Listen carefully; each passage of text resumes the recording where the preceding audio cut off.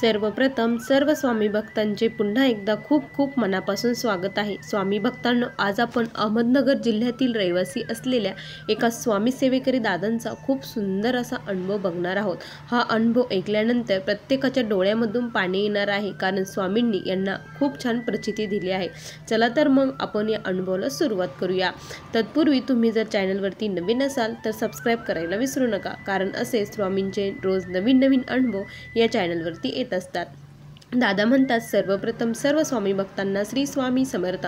अनंत कोटी ब्रह्मांड नायक राजाधिराज योगीराज परब्रह्म भगवान श्री स्वामी समर्थ महाराज यांना कोटी कोटी प्रणाम। स्वामी भक्तांनो, आज मी माझ्या जीवनातील सर्व दुःखमय कहाणी तुमच्यासोबत शेअर करत आहे। एकच हेतू आहे या अनुभव शेअर करायचा। माझ्यासारखे जे कोणी दुःखित पीडित असेल त्यांना देखील स्वामींची सेवा करावी वाटावी आणि स्वामींच्या सेवेने त्यांचं जीवन देखील सुखमय व्हावं, याच हेतूने मी हा अनुभव शेअर करत आहे। स्वामी भक्तांनो, मी अहमदनगर जिल्ह्यातील रहिवासी आहे।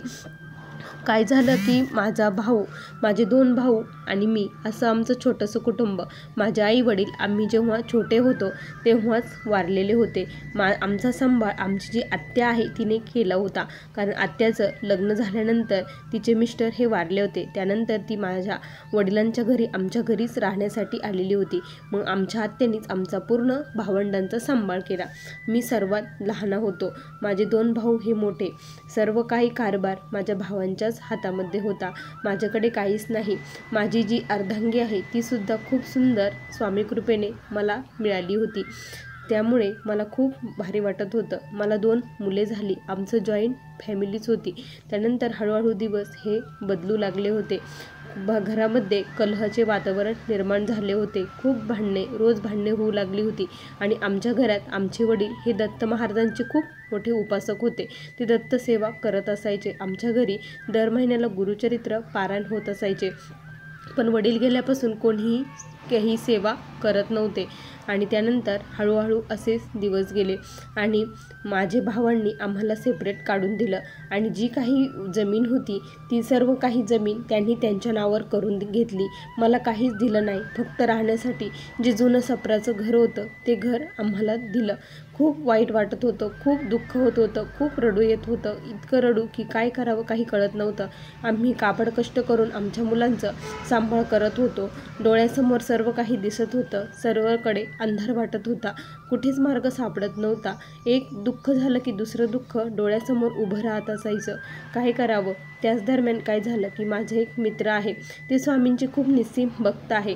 मग त्यांनी असेच आमच्या घरी एक दिवस आले होते आणि बसता बसता बोलता बोलता स्वामींचा विषय निघाला आणि त्यांनी स्वामींविषयी खूप काही सांगितलं। तुम्ही स्वामींची सेवा करा, सर्व काही व्यवस्थित होईल असं ते सांगत होते आणि माझा तिथे विश्वास बसला आणि मग मी ठरवलं की स्वामींची सेवा करायची। मी मठामध्ये जाऊ लागलो, दर आरतीला दररोज जात होतो। स्वामींपुढे माझं सर्व काही गाऱ्हाणं सांगत होतं, स्वामींना माझी दुःखमय कहाणी सांगत होतो। स्वामी, तुमच्याशिवाय या भक्ताला कोणाचाच आधार नाही, माझे आई बाप बंधू सखा जे काही असेल ते तुम्हीच आहात, मला मार्ग दाखवा, काहीतरी करा असं मी म्हणत होते। दुःखाचे दिवस आमचे संपतच नव्हते, मुलेही मोठी होत होती, पण माझी पत्नी देखील स्वामींची खूप सेवा करू लागली। मग असंच काय झालं, मठामध्ये सप्ताह बसला होता। सप्ताहामध्ये तिथे सांगण्यात आलं की ज्यांना कुणाला आरतीची सेवा घ्यायची आहे त्यांनी आरतीची सेवा घेण्यासाठी नाव नोंदणी करावी आणि महिन्यातून एक दिवस त्यांची आरती असते, त्या तारखेला इथे येऊन आरती करावी असं त्यांनी सांगितलं। मग मी तिथे अभिषेकसाठी आणि याच्यासाठी आरतीसाठी नाव नोंदणी केली आणि आम्हाला महिन्याच्या दर 15 तारखेला नैवेद्य आला होता। दर महिन्याच्या 15 तारखेला नैवेद्य घ्यायचा आणि मग आम्ही त्या नैवेद्य घेऊन जाऊ लागलो। स्वामींपुढे दरवेळेस श्रीफळ ठेवून करुणमय कहाणी सांगत होतो। असेच आमची जवळपास 9-10 आरती झाल्या असेल। अभिषेकची सेवाही आमच्याकडून स्वामी करून घेत होती। घरी माझी पत्नी खूप साऱ्या सेवा करत होते। गुरुचरित्र पारायण दर महिन्याला होत होतं, त्यामुळे थोडे थोडे दुःखाचे दिवस कमी होऊ लागले होते। सुखाचा श्वास हे होत होता, कारण जे काही दवाखान्यामध्ये खर्च होत होता तो पूर्णपणे स्वामी सेवेने बंद झाला होता। घरातील कलह पूर्णपणे मिटले होते, त्यामुळे खूप स्वामी सेवेची ओढ लागली। आता स्वामीच आपलं सर्वस्व आहे असं कळू लागलं आणि काय झालं की माझ्या वडिलांनी माझ्या नावावरती पॉलिसी म्हणजे हे केली होती, पॉलिसी काढलेली होती त्यांची पॉलिसी. त्यानंतर मग त्यांना माहीत होतं माझ्या वडिलांना की मी खूप भोळा आहे, माझं कसं होईल. माझ्या आईवडिलांना माझी खूप काळजी होती. आता त्यामुळे त्यांनी ती पॉलिसी काढली होती आणि अचानकच मला याच्यातून फोन आला तिकडनं की तुमचे इकडे येऊन जा म्हणे, की तुमचे पैसे हे जमा झाले आहे. असं सांगितल्यानंतर हे कसं शक्य आहे म्हटलं, की मग माझ्या दोन्ही भाऊंना नाही आणि मलाच कसं.